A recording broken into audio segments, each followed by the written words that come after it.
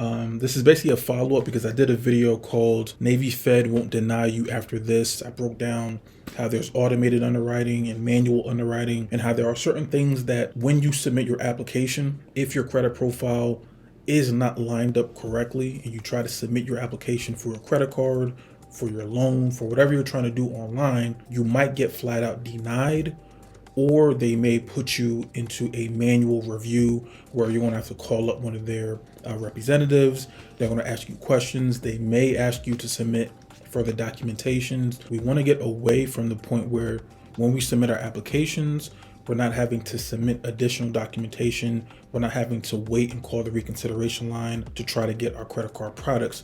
We want to set up our credit profile to the point where, and again, it's not always 100%, but we want to get it to the point where our credit profile is clean and consistent enough that when we submit our application, we can get the approvals that we're looking for as soon as possible. So for that Navy Federal video, someone left a comment, GS, he and his sons were in the Navy. They do have different addresses as well as different variations to their names. He was basically asking, does he have to go to all three of the credit bureaus to get that cleaned up, to make that consistent, or can he just go to one of the credit bureaus? Now, I'm not sure if I actually went down and showed you an example of this, but I thought this was a good question, so I want to go ahead and break that down in today's video. Also, by the way, guys, make sure, go down in the comments, whatever questions that you guys have, whether it's for a previous video or if it's a question that you maybe have seen on a different channel, you heard on Clubhouse, you heard on any other social media platform, ask your question. That way I can flesh it out for you guys so we can make this completely transparent. So now let me go ahead and show you guys what I mean about cleaning up that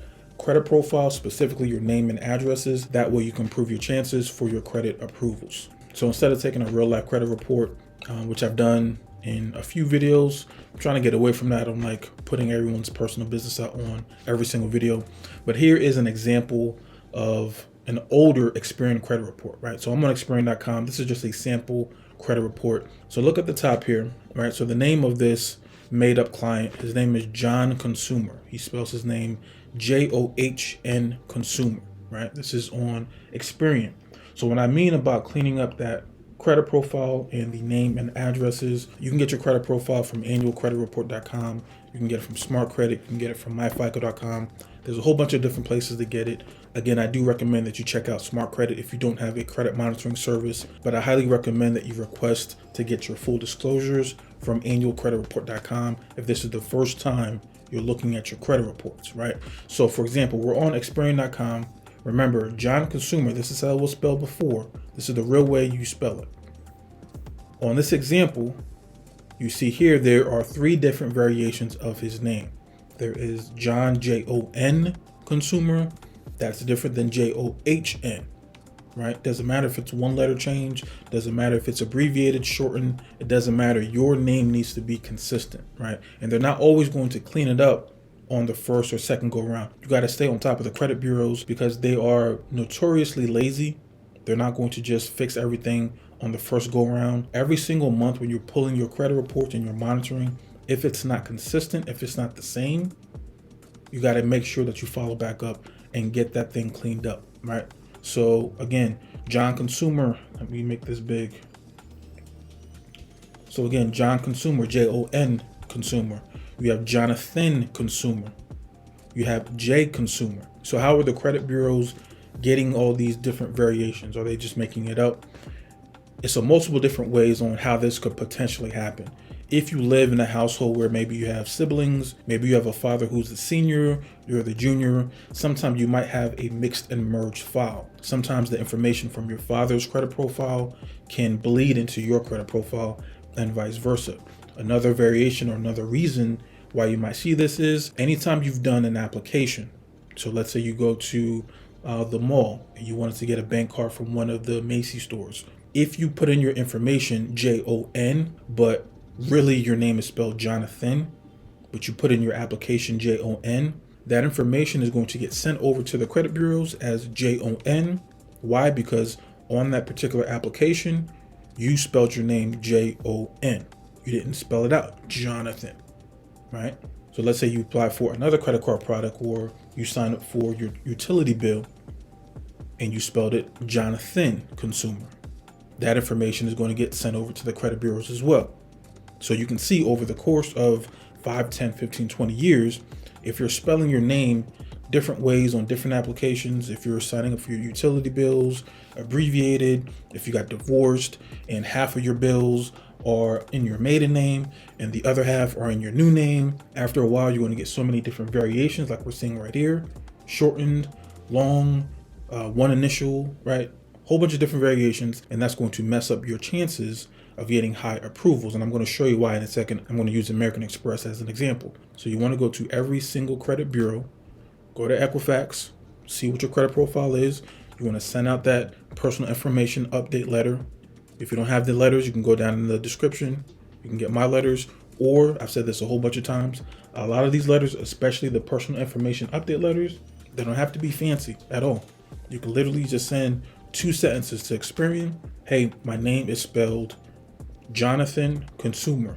Go ahead and take a screenshot of your ID, your driver's license, that says Jonathan Consumer. Type 2 sentences.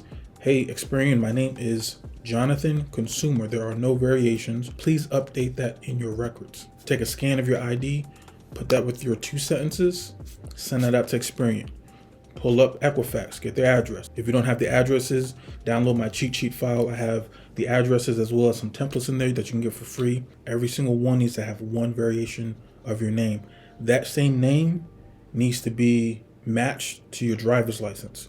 So don't tell them, hey, my name is Jonathan Consumer, and then your driver's license is Jon. Don't confuse these guys any more than it needs to be, because they will get confused. They will mess this up. So your driver's license is clean. That's the way that you're going to put it on all your applications, right? Your Equifax, TransUnion, your Experian, they all match. You have one variation. Then you're going to go to Equifax, right? So you can see here, this is just another example, but you can see here, make sure every single one, when you pull it, make sure it's spelled exactly the way it needs to be spelled. Why am I saying this? Because let's go back to Amex. So I'm going to go ahead and refresh this. I'm on American Express, right? So when you do your applications, I don't care what bank, I don't care what credit union. So this is the platinum page. It really doesn't matter. This is just for example. When you put in your full name, you don't want to put in John, Jon, Consumer, because remember, oh, everyone just calls me John, or I spelled John because that's the way my friends called me John back in the day growing up. So I'm just going to put that on my applications. But your driver's license and every single one of your credit bureaus says Jonathan. Once you go ahead and you start doing your applications and you're spelling it John on some of your applications and you're spelling it Jonathan on other applications, what's going to happen is it's going to get flagged in the automatic underwriting for the bank. Remember, the bank is looking for any inconsistency. They're looking for anything that could be potentially fraud. It doesn't even have to really be fraud, but if they think it might be fraud, if the addresses are off, if the names are off, if that algorithm is thinking this is not really Jonathan Consumer, but maybe this is somebody else pretending to be Jonathan and trying to get credit on his behalf, they're going to flat out deny you, or you may get a letter in the mail that you're going to have to call a number and submit further documentation. You want to make this as clean as possible. These are automatic underwriting systems. They're spending millions of dollars to be able to issue credit cards and make approval and make decisions in the blink of an eye, in a split second. I've done a video on reason codes where we broke down and we actually looked at the pages and pages and pages of all the different reasons why FICO will look at you and say, no, you're high risk. We don't want to deal with you. I'm not going to go over that on today's episode, but go ahead and check that out. It's the FICO reason codes. One of my favorite videos on my channel because it actually shows you, instead of listening to people on social media say, do your applications this way, or stand on your head and do the submission, or forget all that. Look exactly what FICO is saying, what they like, what they don't like. The banks are telling you what they like, what they don't like. They're telling you what's risky, what's not risky.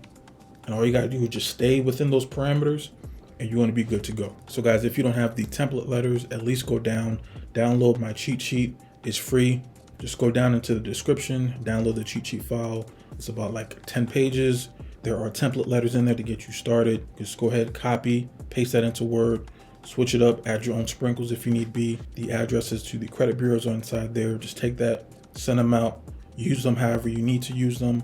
But this is what I mean about making sure every single one of your credit reports are consistent, they're clean, and then you just have one variation, Jonathan Consumer, right? This is the only one that you're going to have in the future. every application that you're submitting from here going forward, you're using this one variation. Make sure you're consistent. Otherwise, after about a year or two, if you're putting different variations on these applications, the next time you look at your credit reports, you're going to see J consumer, John consumer, right? It's going to be all messed up again, and then you're going to have to do the process again. Hopefully you guys enjoy this. Go down in the comments, like, subscribe, and I'm going to check you out in the next video. Peace. Hey, what's up guys? If you're still watching and you're enjoying the content, click the link below and get access to my cheat sheet guide. It's a free PDF, how to get an 800 credit score without any gimmicks or fluff. With this info, you can start cleaning up your credit profile today. Also, if you're very serious about not only cleaning up your credit, but also maximizing your personal credit profile, as well as your business credit profile, go ahead and click the other link in the description, moneycodes.com/inner circle. Inside you get access to the credit codes course, the business credit codes course, access to exclusive private webinars, and bi-weekly coaching calls. I'm giving you guys access to everything for free for 7 days. So make sure you take advantage of this offer. Click the start free trial now, and I'll see you in the inner circle.